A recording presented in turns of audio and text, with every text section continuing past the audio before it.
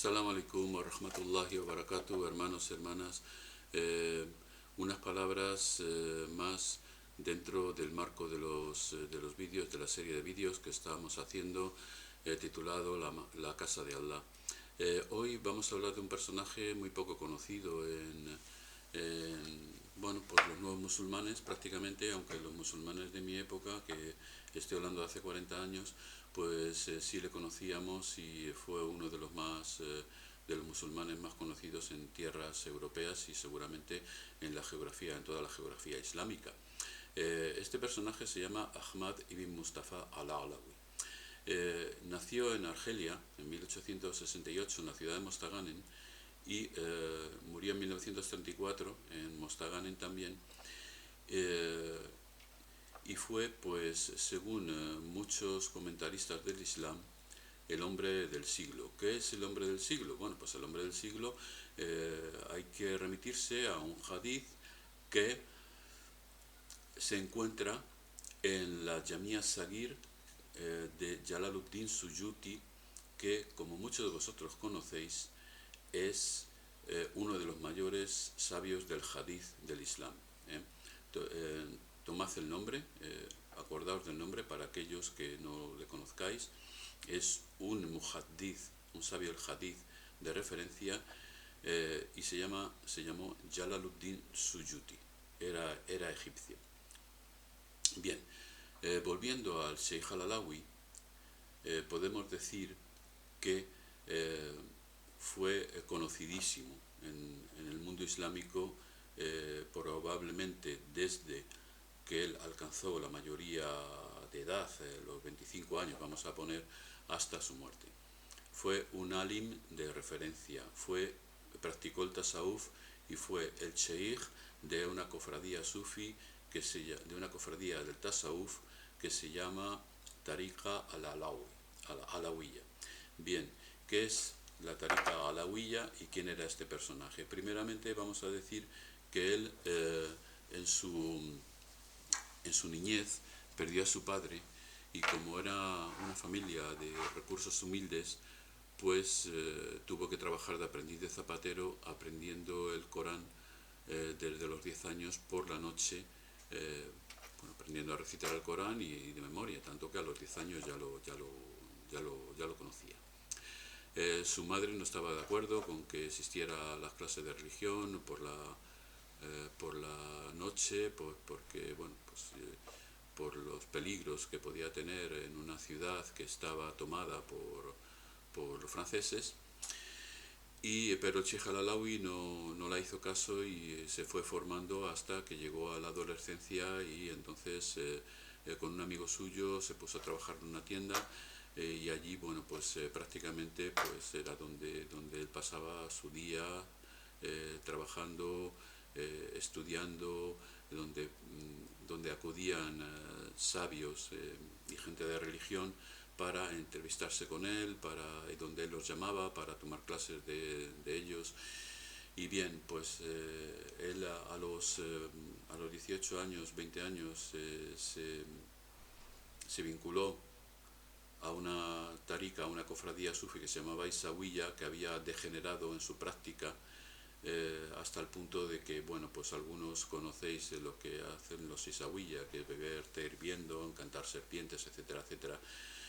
Él, en su juventud temprana, pues él no se daba cuenta de que aquello no era conveniente, hasta que por medio de su amigo con el que tenía la tienda conoció al Sheikh al-Busidi, y el Sheikh al-Busidi, encontrándole en la guisa de estar encantando una serpiente, le dijo que él podría traerle una más grande, más venenosa, y el Sheikh al-Alawi, pues contento de ese reto que le proponía el maestro, pues le dijo que adelante. Y entonces el sheikh le dijo: bueno, pues esa serpiente de la que te digo está entre tu pecho y tu espalda y es tu propia alma.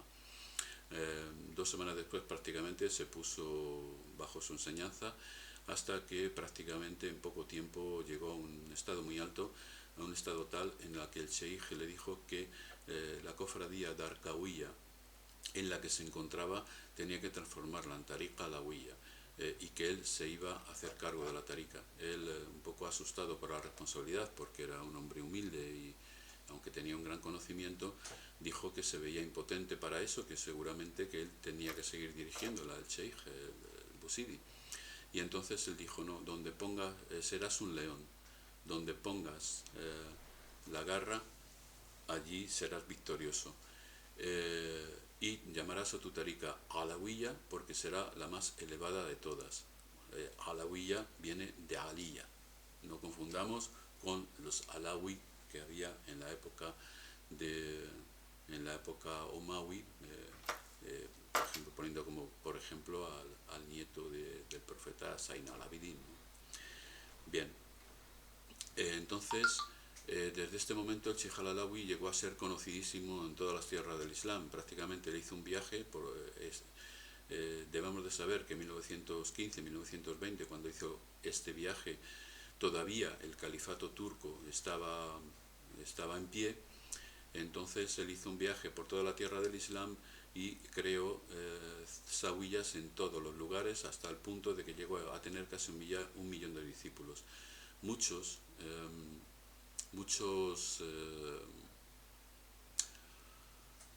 europeos se convirtieron al Islam por su mano, como por ejemplo el periodista del Karim Jossot, muy conocido en círculos franceses en aquella época, y otros más pues que ahora mismo no conviene, no es interesante citar. Lo que sí quiero decir es que ya en Francia era muy conocido, tanto que en 1922 fue invitado para inaugurar la primera mezquita que se instauró en Francia, que es la Gran Mezquita de París. En ese viaje él se encontró con representantes de la Iglesia Católica y uno de ellos, un obispo, ahora mismo no recuerdo el nombre, le dijo que cómo era posible que tuviera ese tan gran conocimiento tan grande de tanto, no solamente de las cosas de la religión, sino incluso de astronomía y muchas cosas más, sin haber estudiado. Entonces el Sheikh al-Alawi le respondió diciendo, yo he estudiado en la misma escuela que Jesucristo. Bien, volvamos ahora mismo a las obras que él escribió innumerables obras, entre ellas un tafsir del Corán. Lo inició, no llegó a completarlo, solamente hizo el tafsir de Surat al-Baqarah en una obra titulada Bahr al-Masrur, que traducido en español quiere decir el océano en ebullición, y escribió innumerables obras, una de ellas de astronomía, en la que parece que él estaba viajando por el espacio, porque nos contaba en detalle cómo eran cada uno de los cuerpos celestes y qué es lo que hacía, ¿no? Parece imposible, pero prácticamente fue cuando Allah abrió a él para él los conocimientos que están ocultos para la mayor parte de las personas, pues él lo primero que vio fue el universo con los 7 cielos y el espacio y todo lo que contiene. Y él escribió un libro para reflejar ese conocimiento que le estaba llegando por orden de su sheikh, que le dijo que para poderlo contener en su corazón debía sacarlo y escribirlo. Bien, el Sheikh al-Alawi escribió muchas obras, escribió un diwan de poemas espirituales, escribió una risala sobre cómo practicar la religión, las personas que se convierten y a nivel muy, muy básico. Escribió también varios libros sobre varios temas, porque digamos que él no siguió una pauta al escribir, sino que escribía por aquí sobre un tema, por allí sobre otro tema, y todo, digamos, es un núcleo, es un conjunto que tiene un sentido. En español no hay muchas cosas traducidas del Sheikh al-Alawi, es una pena, pero en francés sí. Entonces, bueno, pues allí podéis, los que sepáis francés, pues tenéis una oportunidad para comprar sus obras y leerlas, ¿no? Los que no lo sepáis, pues solamente hay 2 libros en español, uno que yo traduje, que se titula Palabra certera para aquel que critica el tasawuf, y en el que explica con el kitab y la sunna todas las prácticas sufis, la validez, no solamente la validez, sino la excelencia, y cómo el sufismo ha sido considerado como la más excelente rama del Islam a través de todos los siglos. No os sorprendáis, esto es así, y si alguien os dice lo contrario, no os dice la verdad. Y otro libro que podéis encontrar también en español, la editorial Almuzara, que se llama, titulado El fruto de las palabras inspiradas, que es un comentario, un tafsir sobre un libro de poemas de Abu Madian al-Gauth, de Cantillana, que es uno de los más grandes sabios del Tasawuf en el Islam, junto con Ibn Arabi, junto con Jilani, junto con Junaid, junto con Bastami, Ghazali, Shadili, Darqawi y otros, y el Sheikh al-Alawi comprendido también. Y bien, escribió un libro un libro que se llama Hikam. Algunos, los que habéis estado en contacto con el sufismo, habréis oído hablar del Hikam de Ibn Ataylah al-Iskandari, que fue discípulo del murciano Abul Abbas. Y entonces él también escribió un Hikam, Sheikh al-Alawi, y hoy os voy a decir unas palabras que él explicó como hikma en este libro, y luego os explico el significado.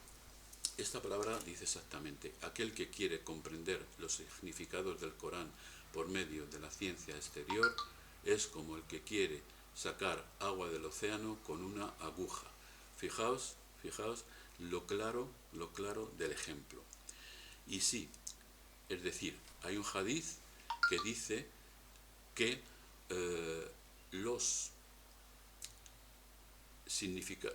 cada leya del Corán comporta 7 significados superpuestos el uno al otro. Fijaos, cada leya del Corán, incluso las aleyas que hablan sobre la Sharia, que hablan sobre el Siyam, que hablan sobre el Salat, que hablan sobre el Hijj, y sobre el Zakat. Incluso esas aleyas tan claras tienen 7 significados, uno superpuesto al otro. ¿Cómo es eso? Pues porque la ciencia de Allah es inabarcable. Algunos dicen, es que el Gaib solamente lo conoce Allah. Vamos a ver, seamos honestos. El Gaib completamente solamente lo conoce Allah, porque hay 5 cosas, y eso está dicho en un hadith, que solamente Allah puede conocer y nadie más. Y esas 5 cosas completan el Gaib, pero el Gaib sí puede ser conocido parcialmente, porque os voy a poner un ejemplo muy claro. El Malaika no están en el Gaib, están en el Gaib, ¿no? Entonces, ¿unos se conocen a otros, sí o no? Entonces, ellos conocen el Gaib en la medida que Allah se lo muestra, porque son gentes del Gaib, son Ahlul Gaib. Entonces, no digáis que solamente el Gaib lo puede conocer Allah, sino solamente, y decid, el Gaib completamente solamente lo puede conocer Allah. Eso sí es cierto. Entonces, ha habido mucha confusión con respecto a esto, y la gente se cree que el Corán es un librito que se puede sacar, se puede exponer, y que cada uno puede dar su opinión, y que cada uno puede decir lo que crea para que todos veamos lo ocurrente que es, o lo inteligente que es, o cualquier cosa. No. El Corán es el libro de Allah, la palabra de Allah, y hay que tomarlo con mucho respeto y con mucho temor de Allah, y eso hay que tomarlo con mucho cuidado. Y cuando no conocemos una cosa, no debemos decirla, porque es que incluso hasta las palabras que explican solamente la Sharia tienen 7 niveles de significado. Seamos razonables, seamos sinceros, seamos humildes. No pretendamos hablar de lo que no sabemos. Hoy se habla de lo que no se sabe. Todo el mundo habla de lo que no sabe. Y todo el mundo quiere ir más allá de sus límites. La gente quiere volar por los cielos sin tener alas. La gente quiere descender al centro de la tierra sin poder soportar el calor. La gente lo quiere todo.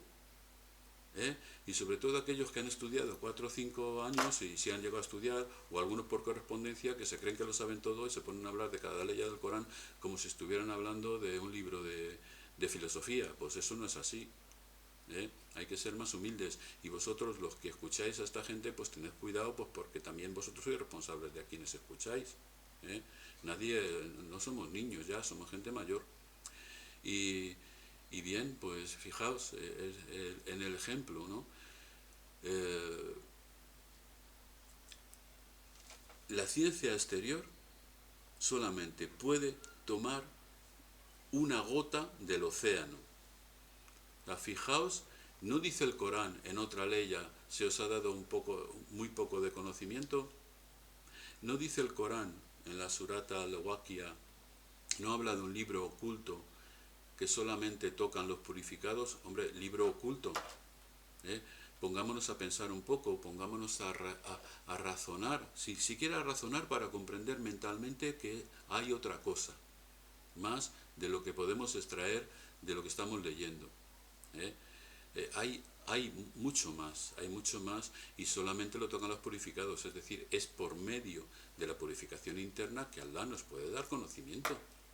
No es por la mente, no es por el estudio, no, la mente y el estudio están muy bien, pero hay que completarlo con la purificación, y si no se completa con la purificación, podemos ser los mayores sabios que haya en el Islam, podemos conocer todos los hadices de memoria, todo el Corán de memoria, pero si somos unas malas personas, que aun conociendo esto lo podemos ser, entonces no estamos haciendo nada. Solamente aquellos que se purifican, solamente aquellos que dejan su yo, su ego, para plegarse a la voluntad de su Señor, pueden comprender las cosas. Porque a ellos Allah los puede dignificar, pero a los otros no. Comprended un poco el tema, ¿no? Bueno, es eso para que sepáis que cuando leáis el Corán, que cuando veáis que alguien explica el Corán, no os fiéis, tened mucho cuidado. Leed el Corán, una buena traducción, no esas traducciones que tienen cosas entre paréntesis, que nadie puede corregir a Allah, sino una buena traducción. Yo en español ahora mismo, yo lo recomiendo siempre, aunque yo no tengo mucho que ver con este hombre, Abdulghani Melar, ni siquiera lo conozco, pero yo reconozco su traducción es decente. Tiene fallos, pero es decente. Y se puede leer para comprender el Corán, para comprender que lo que Allah dice en árabe está bien transcrito al español y no está desvirtualizado, y no está retocado, y no está manipulado. Entonces, quiero aprovechar este hikam del Sheikh al-Alawi que dice, lo recuerdo otra vez,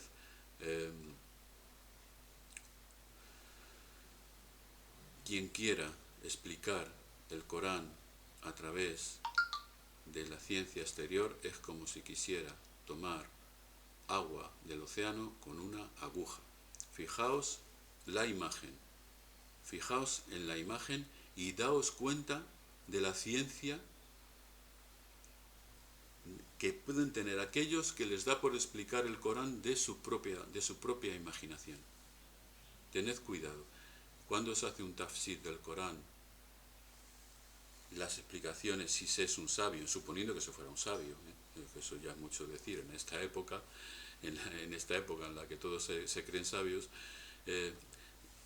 extraemos una ley del Corán, que es como lo hacía Ibn Kathir, lo comparamos con las otras aleyas que sean similares, se hablan del mismo tema, y todos los hadices y todo lo que han contado los compañeros y los sabios del Islam sobre eso, y lo ponemos abajo, lo ponemos abajo, no lo mezclamos con las palabras de Allah, abajo, y diciendo muy bien, como decía Ibn Kathir, esto es lo que yo creo y Allahu a'lam, Allah sabe más. Bueno, ya por hoy ya es suficiente.